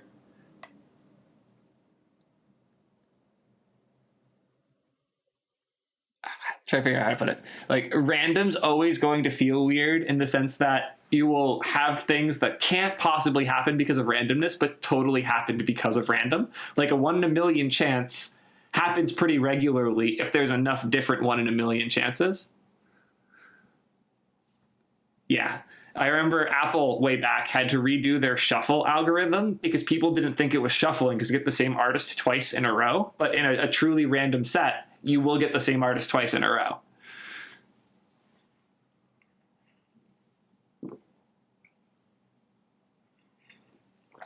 I'll be honest, I'm kind of spinning around now because I finished this a lot faster than I expected to, especially the cached result page. I didn't think that was going to be particularly easy or doable. Oh, what I didn't check, how much JS am I shipping down the wire? I can't do this in here because I have a bunch of Chrome extensions. Oh, we will pull up an incog. 28.2 kilobytes transferred total. And let's compare that to Roundest. 144 kilobytes transferred total. 28K, 144K. 28K, 144K.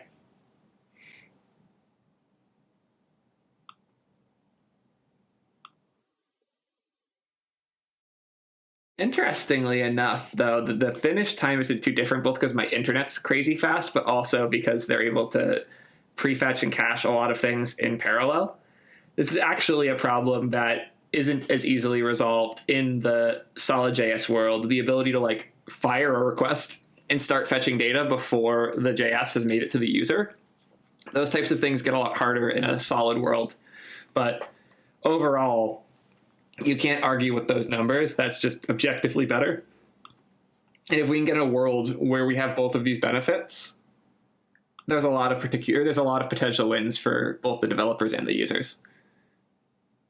I think this is a good place to wrap it up. I don't want to go over for way too long. Actually, would love to hear some questions if anybody has those. I know I've just been ranting and coding for a while and not paying anywhere near enough attention to chat. So open to questions. Anybody have anything here that I touched on that they're curious about? Anything that didn't make sense that they want to know more about? Ooh, one thing before that. Okay. Mm-hmm. Have you enjoyed this stream today? I'm sure you have, since there have been 20 viewers here for a decently long time. Do you want more Theo content? Well, Theo has a YouTube channel. If you go to Theo, look up Theo-T3 Tools. He's got like 1.3K subscribers. Let's try to hit. Yeah. Go subscribe to the YouTube channel, turn the notifications on, all that fun stuff. Yeah, definitely do. You'll be getting a decent bit of VOD replay content because I'll be re-uploading this chopped up later. But the YouTube is definitely going to be a place where I'm hanging out more. There's a decent chance I might start co-streaming on there in the near future as well. Just working out some annoying details on that. And yeah, thank you again. Definitely subscribe over there. And thanks for reminding me to plug because I totally forget that stuff. Yeah. All right, I'm going to head out, Theo. Sounds good. Thanks for coming by again, man. Peace. Yeah, no problem. See ya. Yeah. Also, for all the people who are still here on the stream, if you haven't already subscribed on Twitch, feel free to do that as well. If I have more subscribers, I have more incentive to keep streaming. If I get a few more subscribers, we can get more fun emotes, like this Theo2 selfie emote. Still so mad I couldn't get the Theo prefix. Yeah. Opinions of Solid so far. I like it. I have been playing with it for a while now, honestly, like on and off. I haven't shipped anything big with it, but lots of small apps like this. I built a chat app with it once. I built like a video viewer with it. It's really good for quick stuff like this, and the primitives are phenomenal. My only problem, and I want to be clear, isn't a problem with Solid. It's that the primitives are so good that I wish I could make the full mental model transition to them and think in Solid primitives instead of like thinking in React and hooks.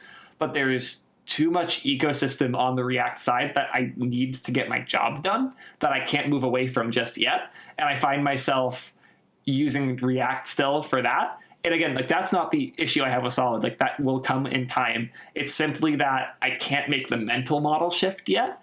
And since I can't invest the time to be like that attached to how Solid does things, I run into some of the gotchas like I did there where I like couldn't ergonomically figure out the for component initially and I had to like make changes around that. I didn't know where to throw a memo for it. But like, would I get there pretty quick? Probably. I used to ship it every day, but I haven't yet.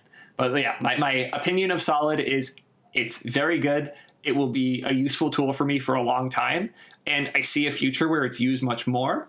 But until we're there, I feel like I'm going to be using it somewhat clumsily just because it's not my everyday use. Yeah. The API footprint is minimal. I know that much, but the API it's not even about the minimalism of the footprint so much as the power of the primitives and the way that they're applied. Like, I don't know when I would apply... I guess that like the effect, the memo, the resource, and the signal are all very distinct in what they offer. But like, I don't know when I would break out of a resource into a store, for example. I actually think I'm getting close to that point now with how I'm handling the like client queries, where I would probably want to cache them if they're being fired in multiple places. But I don't even know how to start with that. And again, that's not a thing against Solid. That is against my own time that I've invested in it because I haven't had the time to invest in it yet. It's mostly just me goofing around doing things like this. That said, for me to be able to goof around and do things like this without having to make a big mental model transition is huge. Like if I was sitting here doing this in Svelte or in Vue, you'd be making fun of me a lot more because I would have no idea what I'm doing. I'd have to break out of the JSX model. I would have to rethink how all this stuff is structured in terms of like creating templates and fulfilling them with external storage and all that stuff. I literally copy pasted the majority of the code here. Like the vast majority of the code in this project is identical to the code from the React project. The difference being how the state is propagated because I don't have solid TRPC. I use React or TRPC React. So I had to recreate that part. And even then it's less code, which is really cool. So yeah. Oh, I did not see that you made a sandbox. So now that I can finally screen share this, fetch data.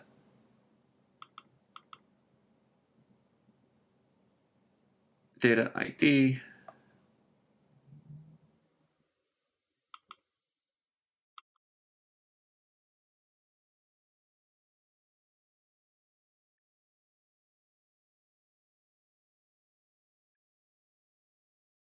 Interesting. So would this resource get recreated whenever count gets changed, is my understanding here? Is that roughly correct? Cool. Yeah. That's... Yeah, I guess I, like, again, React brain didn't think of that. I intuitively... Oh, wait, create resource. Does it... Oh, yeah, because source and fetcher. I was just using the first definition. Yeah, that makes sense, actually. Okay. Oh, do I not have the solid? No.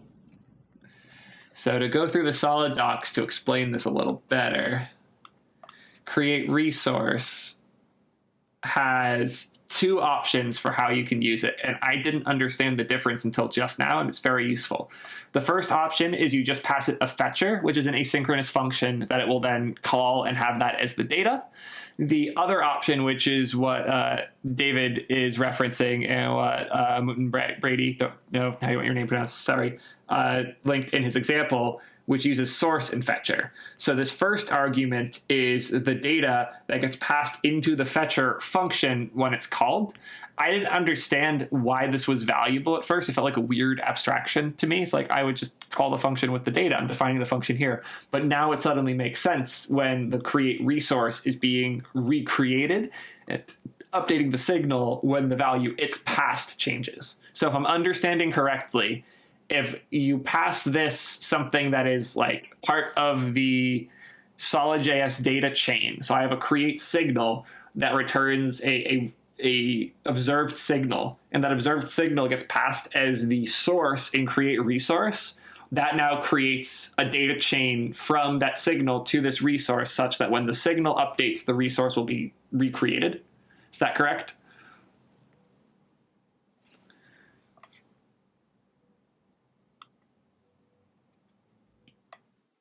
Cool. Rad. So, with that all said, my next immediate concern is that this would still fire immediately. So how would we re-implement this in a way where this fetch only occurs when you call the mutation?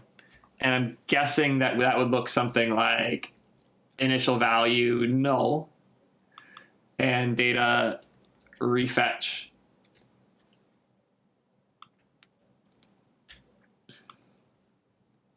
And then button on click. I'm going to move the increment lower.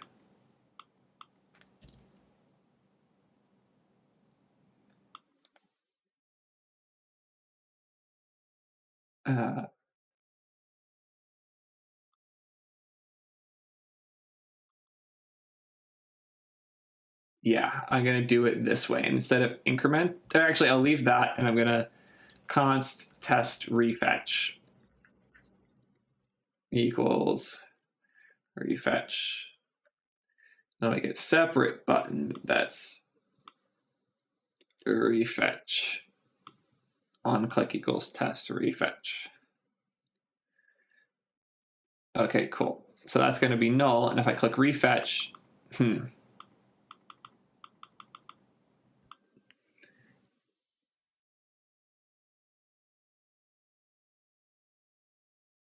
lame.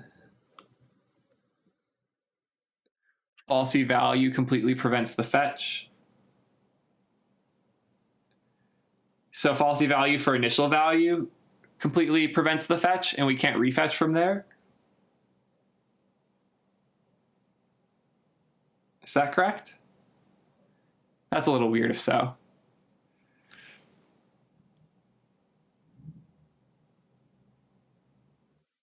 No, for the source. Okay.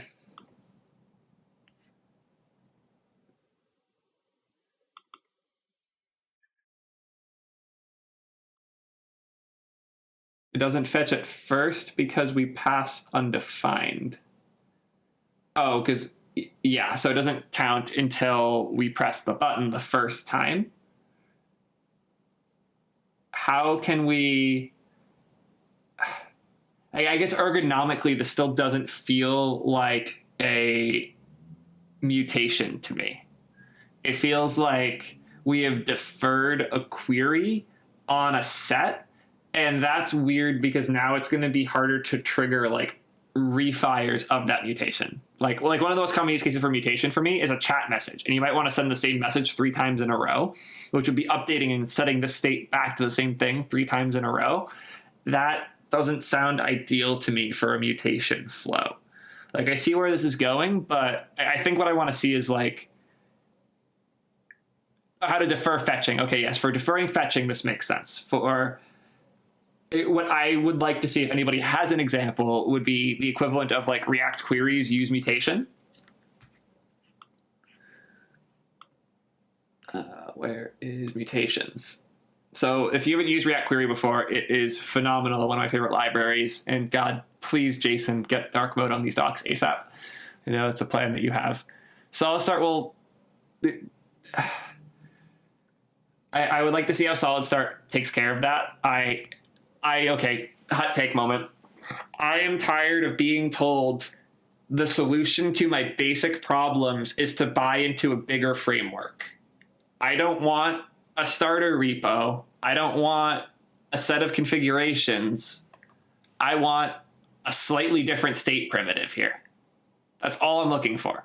I don't want to have to switch the project I initialize my code base in. I don't want to have to think so much about the configuration. I don't want to have to move to SvelteKit or Remix instead of just adding one package to my working project. I want a good mutation primitive for asynchronous mutations that aren't fired on instantiation. They're fired on request. I'm looking for a slight modification to the create resource, like default behaviors, and I could possibly even encode it myself. But yeah, I'm looking to rework a create resource. I'm not looking to rework how this thing is built. And I really hope Solid Start isn't the answer to questions like this in the future, because Solid Start's a way to init a project. It's not a way to create fetch in solid primitives. Is that already a thing?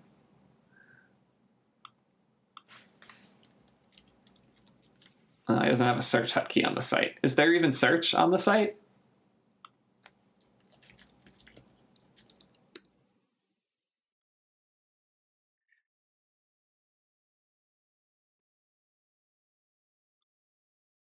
Ah, look who made it.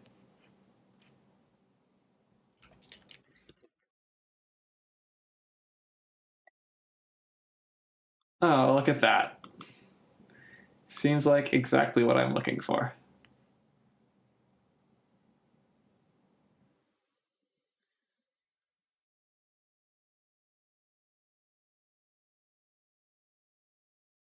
Really cool. Let's look at the source. You have my curiosity.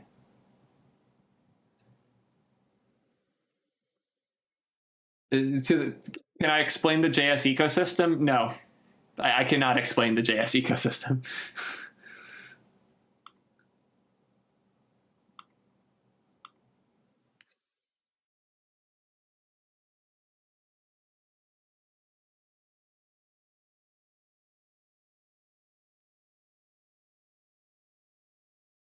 More function, create fetch.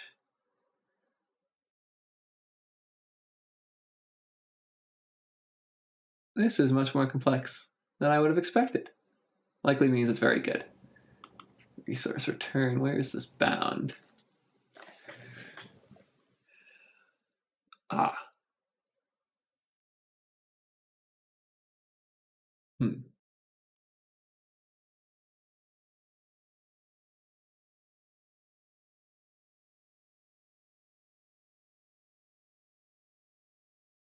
That makes sense. Yeah, this is actually one of the cool things that, again, Hook's brain, I'm struggling to think of, but it makes a lot of sense. Like, you can create a resource wherever the hell you want. You don't have to do it in a function body in guaranteed run order. You can just conditionally call these and return them and assign them. Like, it's weird to me that you can just object.assign on a resource that's returned from primitive from solid, but it doesn't give a shit. And that's really cool. I genuinely really appreciate that. Good stuff. If I was not already done, I would probably start using that for this build. Well, yeah. I really appreciate that. I don't have... I guess that's one less thing I can complain about. So yeah, fantastic. I'm running low on things to rant about. I don't know if anybody else has other thoughts or questions. If so, feel free to ask. Otherwise, I'll probably start wrapping up momentarily.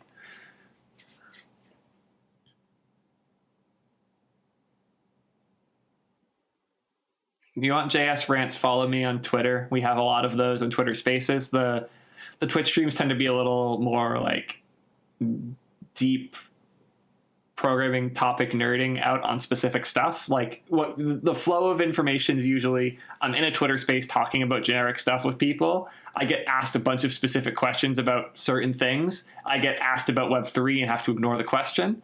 Eventually, one of those things gets interesting enough that I play with it, decide I want to talk about it more in depth. And Twitter Spaces isn't the best place for that, at which point I go live, usually on Wednesday, and play with that thing. So, yeah, follow me on Twitter if you want more like generic, like how to be a good JavaScript developer type stuff, but that's not what you're going to get here. Wow, you must really like me to have made it to the end of another one of these like 2-hour videos. I super appreciate it though. Solid.js ended up being much more fun to play with than I expected and fit into like the React modular build process that I'd been working on way better than I expected. It was a really fun experience. If you enjoyed this video, be sure to like it, leave a comment. Also, if you've made it this far, please let me know you made it to the Video End Club. Just leave a comment saying you're in the Video End Club. It's good to have you here, man. Super appreciate it. Yeah. Also share it with some friends. Make sure you like it so that the algorithm knows you enjoyed the content. And check out the other interviews I did if you haven't already. Also, if for some fucking reason you're not already following me on Twitter, fix that. I'll put my like Twitter handle stuff here. Anyways, as you figure all that out, I'll just play it off. Cats?